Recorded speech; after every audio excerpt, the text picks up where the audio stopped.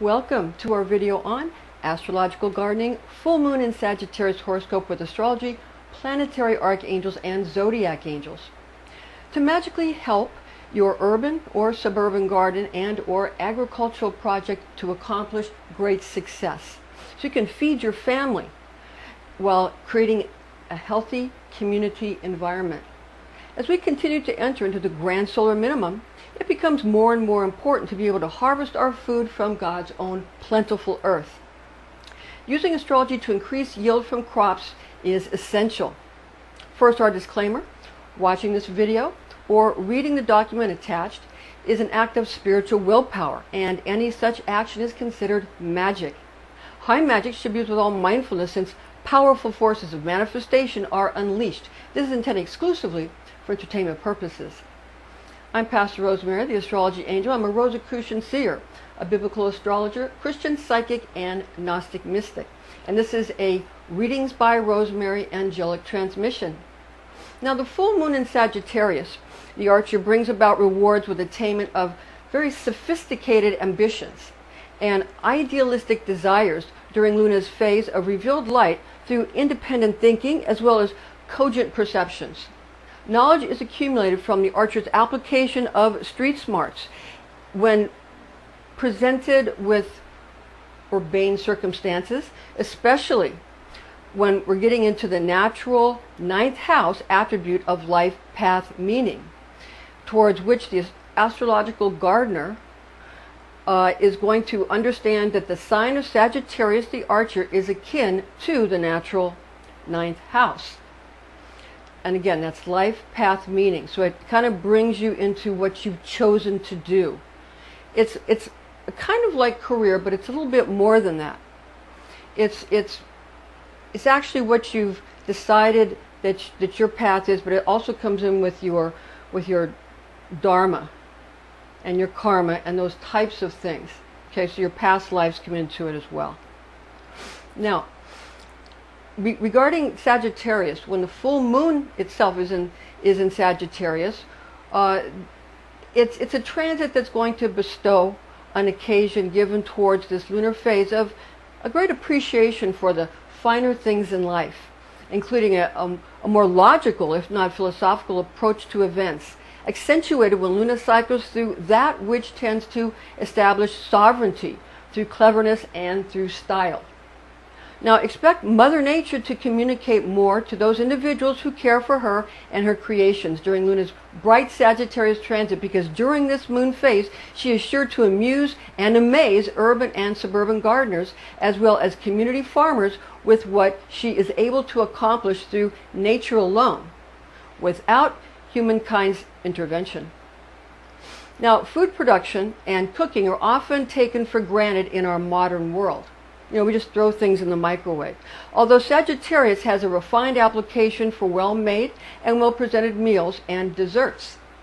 Now, avoid those who wish to turn meals into mundane events during the Sagittarius full moon phase, and rather spend time and energy preparing meals for yourself with which to entertain guests. So you're going to be able to, you know, not only prepare meals that are wonderful for your family and for yourself, but also prepare meals for gatherings and neighborhood and community parties and, you know, that kind of thing, for entertaining.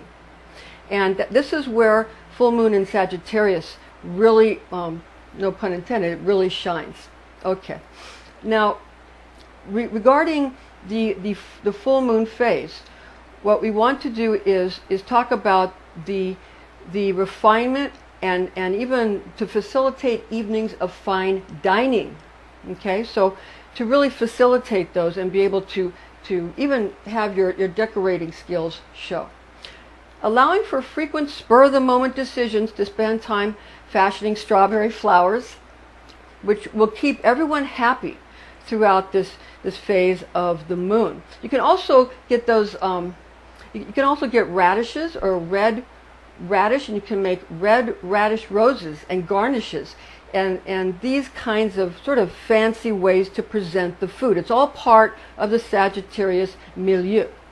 Okay, so remember, red radish rose garnishes and also the strawberry flowers. And this is going to make everybody happy during the full moon in the sign of the Archer. Now make sure meals are tasty though, as well as containing healthy and nutritious ingredients when a full moon in Sagittarius the Archer lunar phase comes around. Now meals should have plenty of chic, lush, or romantic atmosphere depending upon the purpose of the mealtime. Now the planting of luxurious trees and bushes that will add beauty as well as provide food from one's edible garden or community farm is a stylish livelihood, which will appeal to many, especially when many of Earth's ancient cultural traditions are celebrated and rekindled, allowing for growers to be creative and entertaining, even when expressing themselves spiritually as it pertains to their genetic tradition of planting and cultivating. Authority is recognized particularly when one celebrates their own heritage and worships their own goddesses and their own gods, keeping alive their ancient languages to activate ancient and powerful knowledge locked inside of their religious and racial DNA. Now, becoming familiarized with ancestral cultural customs when it comes to where, how, and what crops to plant and to cultivate is essential, towards which applying oneself is utterly worthwhile. Reception of the Earth's gifts to us and perception of how human beings interact with both the Earth and also with the cosmos are especially needed during this time when agricultural traditions and animal husbandry becomes essential talents to possess in preparation for abundant amounts of preparation and increasingly chilly weather. Now, Mother Nature sets our milestones for us in life, predetermined by our seeded DNA. And in a like manner, we learn how to cultivate outcomes from what we are given. In this way, we begin to comprehend action and reaction, cause and consequence, intention and outcome, and how to apply our understanding to our relationships with other humans, animals, and the plant kingdoms. Now, gathering information about sundry ancient ancestral cultures and religions, primarily in regards to agricultural goddesses and gods from varied civilizations and various spiritual traditions, is required now more than ever. When ancient agricultural religions and societal systems are studied, it becomes clear that we find many more similarities among agricultural goddesses and gods rather than noticing differences between them. Now, each culture is found most often to have its own very rigorous astrological calendars and clocks, sundials, or other time regulator mechanisms with which seasonal environments are precisely calculated, allowing culturally diverse animal breeding businesses and agricultural endeavors to flourish and to profit. These ideas are above all necessary during a grand solar minimum, such as the one in which we now find ourselves. Now, during a full moon lunar cycle, urban and suburban gardeners will profit from amplified energy being directed towards the roots of any produce you have selected to nurture. Now, this moon phase is going to grant a gravitational pull upon any water in the soil, although Luna is beginning her descent during a full moon. So her moonlight is excellent for cultivating bulb and root type crops like radishes, which we mentioned earlier, the red radish rose, carrots, potatoes, rutabagas, or turnips.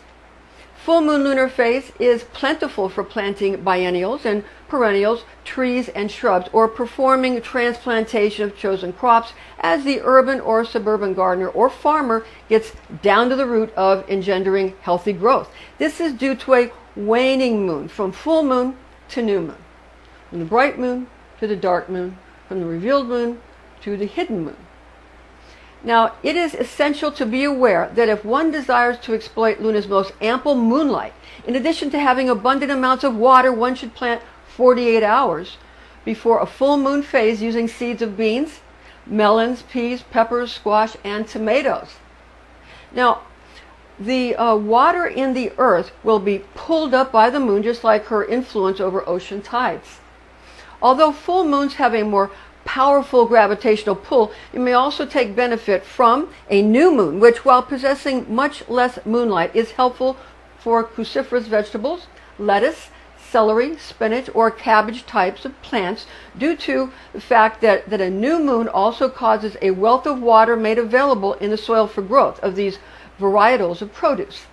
Periods of rest are equally important, and therefore at least 48 hours before the new moon is a very good phase for fertilization, cultivating, harvesting, transplanting, relocating, or pruning of crops and yields. Now, this is due to a waning gravitational effect, and the waning gravitational effects as well as declining moonlight. All phases of life are important, and the urban or suburban gardener needs to work within all of Mother Nature's spells. Now, the full moon in Sagittarius focus is an occurrence when, due to Sagittarius being a fire sign and masculine or yang in nature, this is when an urban or suburban gardener should plant landscaping bushes and trees that bear edible fruit, sugarcane, wheat, barley, legumes, and berry shrubs such as raspberries, blueberries, and strawberries. And we talked about the making strawberry flowers, because remember, Sagittarius is sophisticated and really likes fine dining. So you got to have these kinds of gourmet types of presentations when you got a full moon in Sagittarius, or any of the other phases that we're going to touch on a little bit. Most of this one, though, is about the full moon. But we touch on the other ones just to give you an idea. Now, and I also have a new moon in Sagittarius that I've already uploaded, so you can check that out too. Now Sagittarius it's a masculine sign. And during this time, asparagus is also beneficial to plant during a full moon in the sign of Sagittarius the Archer. Also, planting edible trees or shrubs that also beautify the environment for the purpose of reclaiming land made barren by a plethora of Sagittarius's glittering masculine principle is a beneficial endeavor during this lunar phase of a bright moon in the sign of the Archer, being dry in nature, desolate, and masculine.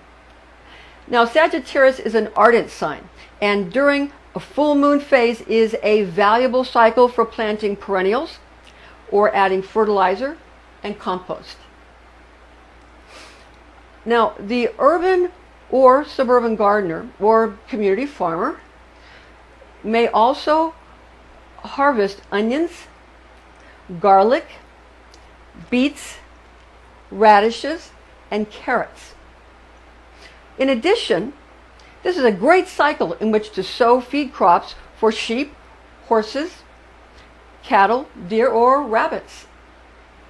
Therefore, during a full moon cycle in Sagittarius, be generous and self-sufficient in your choices for yourself and your family when choosing what crops to cultivate, because Sagittarius is ruled by the planet Jupiter.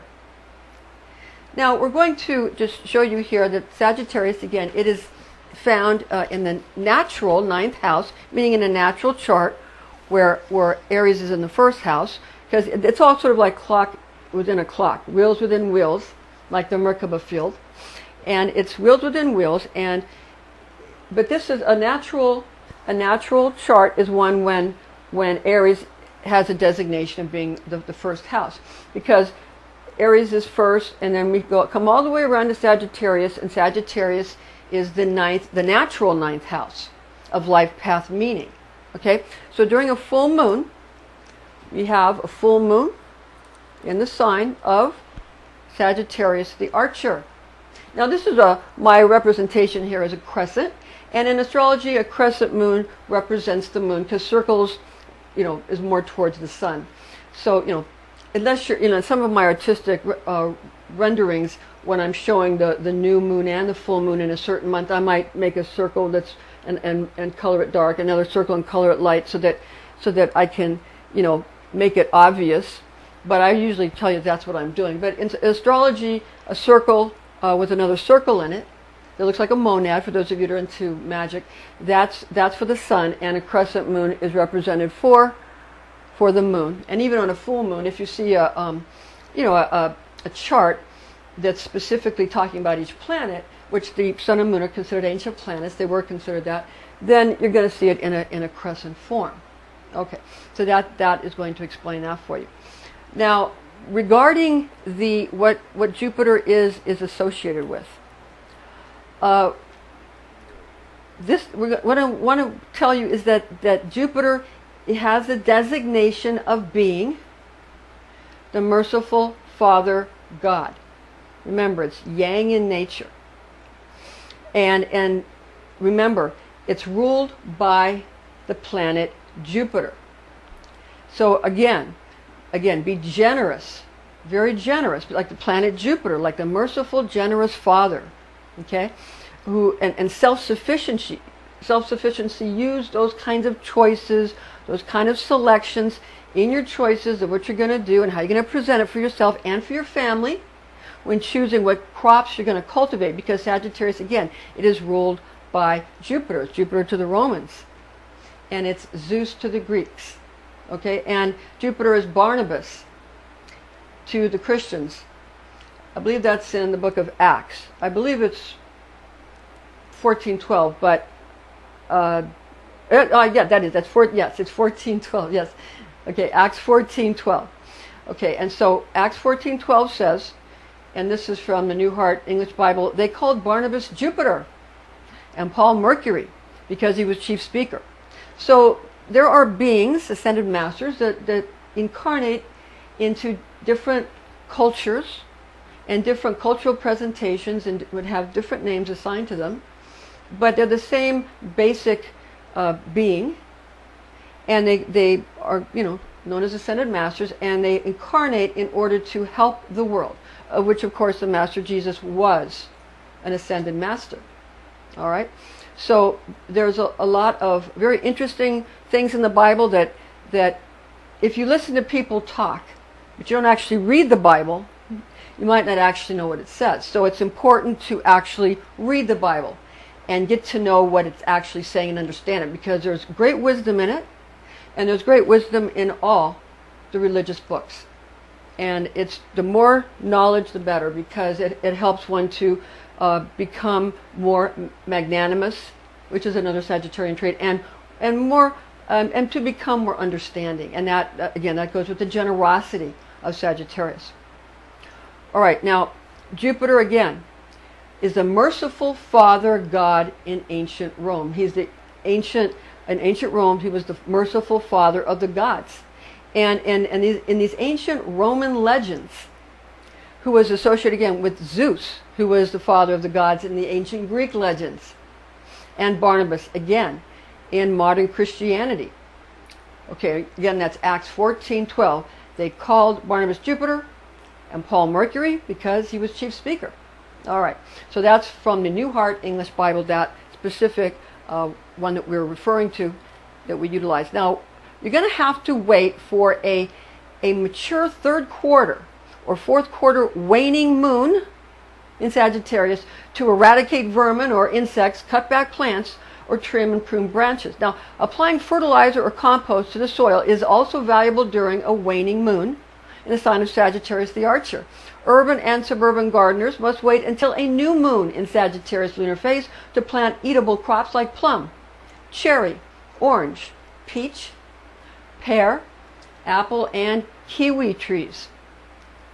A lot of very wonderful for landscaping and for having wonderful fruit that you can serve to your family and your community. This is also an excellent lunar phase in which to reap and prepare for storage of root yields to be dried like daikon, garlic, horseradish, onions, artichokes, turmeric, ginger, beets, and yams. Remember, right now we're talking about a new moon, just to give you a little idea. Now wait for a waxing moon, when the moon starts to go up, in the sign of Sagittarius, to plant grains such as wheat, oats, and barley, or sugar cane crops. Other beneficial edible yields that should be planted during a waxing moon in the sign of the Archer are bulb root crops like onions, the shallots, yes, and garlic. Also, this is a magnificent time to plant clover, alfalfa, corn, or barley crops for feeding animals during a waxing moon phase in the sign of the Archer. Now, Sagittarius, the Archer, again, it is yang in nature, making it a phase of dry, fervent, zealous and masculine energy, being a mutable fire sign generating frequencies of water of fire regarding elemental associations. Corresponding Kabbalistic associations for Jupiter are found in the Sephir of Hesed, in which we find herbs such as cloves, also maple, nutmeg, peppermint, and hyssop. Elementals such as salamanders of fire are very active during this lunar phase and need to be balanced with undines of water, gnomes of earth, and sylphs of air. Because again, Sagittarius is Jupiter, and it is water of fire. It's mutable fire. Okay, so these are the associations when you look at Kabbalah, or Kabbalah, tomato, tomato, potato, potato, Kabbalah, Kabbalah. Remember, again, each of these fire, water, air, and earth are essential. You have to have all of the elements, and you have to represent them in order for them all to work together. But you have to work with Mother Nature, because she has times of dryness, times of moistness, times of rain, times of, for things being cold, times of rest, times of activity. Even the Bible talks about that. A time to heal, a time to kill, a time to throw stones, a time to gather stones. These are, I didn't even make a song about that. So, okay, so it's we have to, again, read what the Bible says, rather than just say something and you don't know if it actually says that. And when you do read it, it's not always good to argue with it. But then the way it's been translated too is an issue. Because sometimes, like in the Bible, when it says, "Thou shalt not suffer a wizard to live," in the Dewey Rames Bible. And then other Bibles came out and said, "Well, let's make it a female wizard." And they said, "Well, let's just make it a witch, and the wizards will be okay." All right. So but you understand, that original word was poisoner. That's what it was. Okay?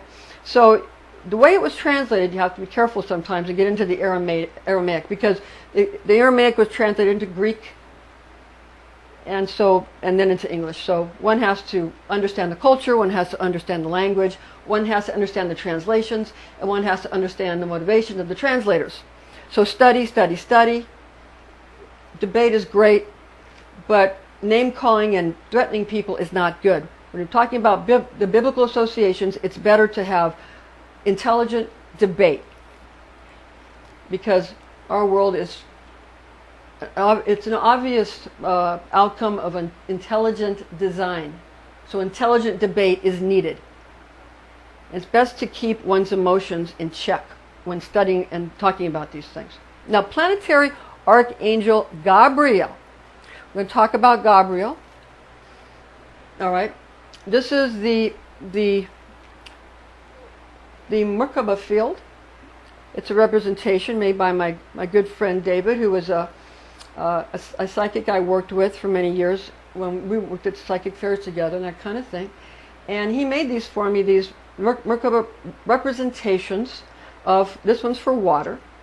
And I really treasure these.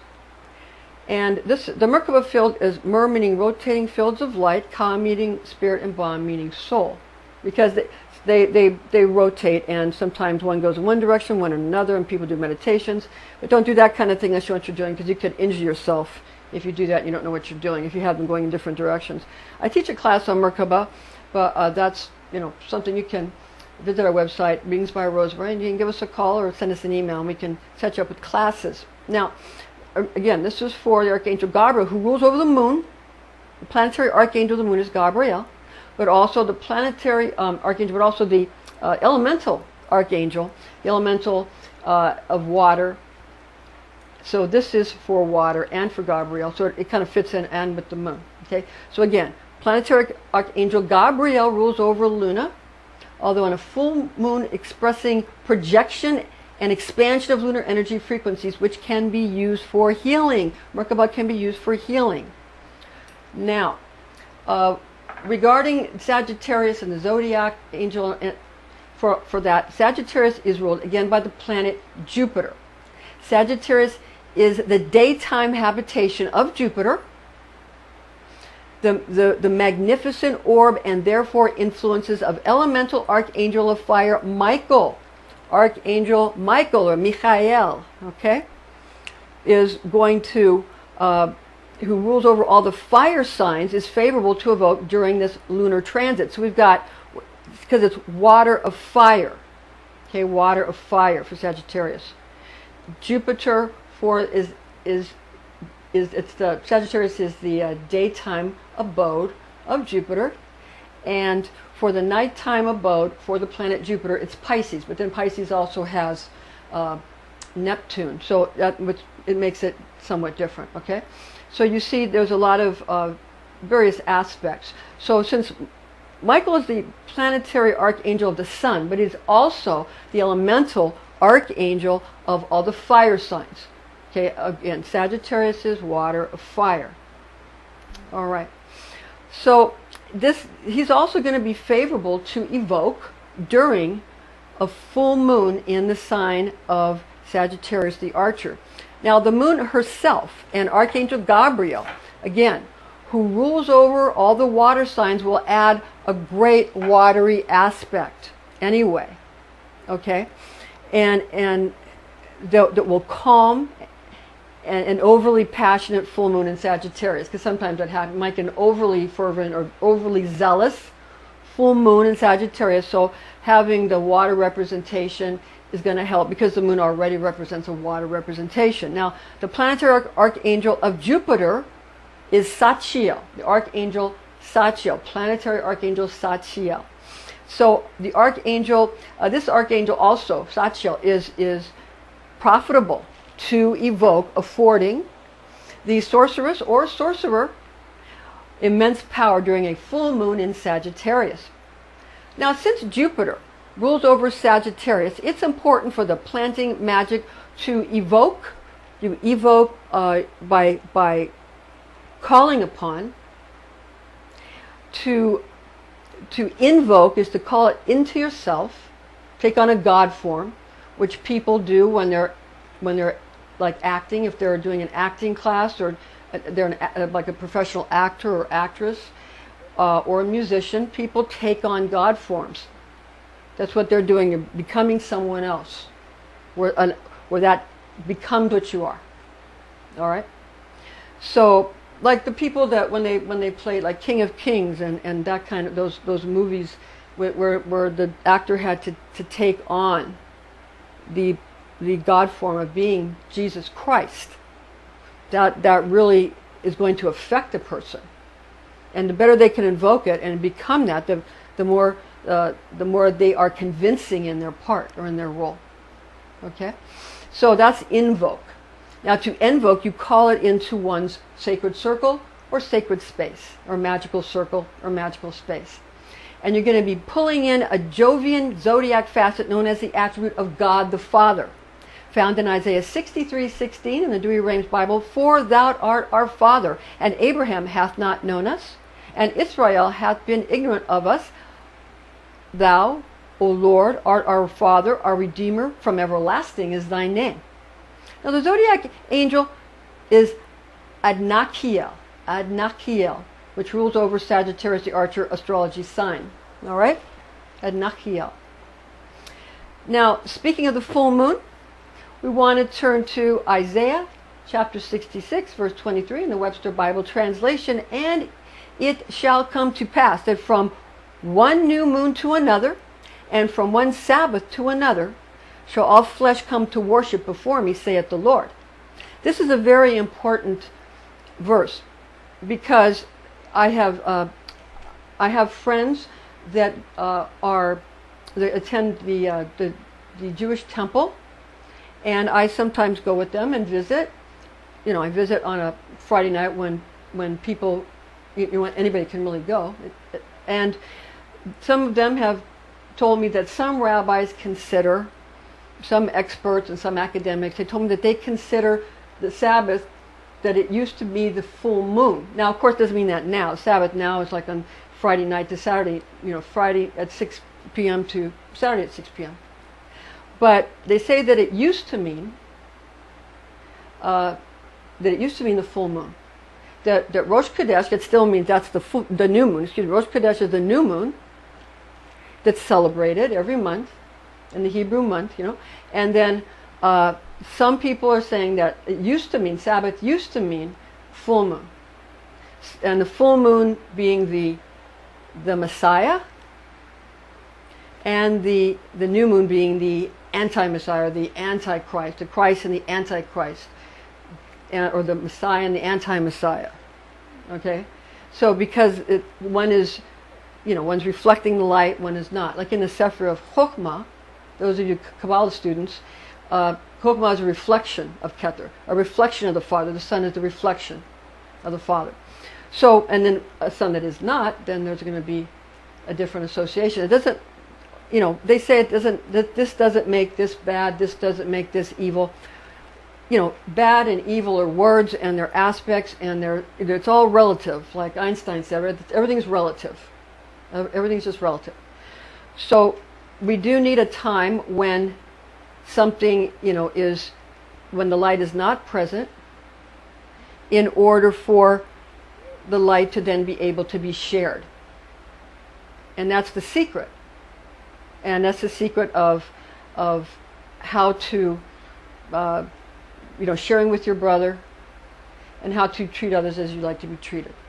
So some of these concepts, to treat your neighbor as yourself, a lot of these are they're in every, you know, religion. Okay, so I thought that verse was important to talk about, because I've been in some of my other videos that I do each month about the new and full moon.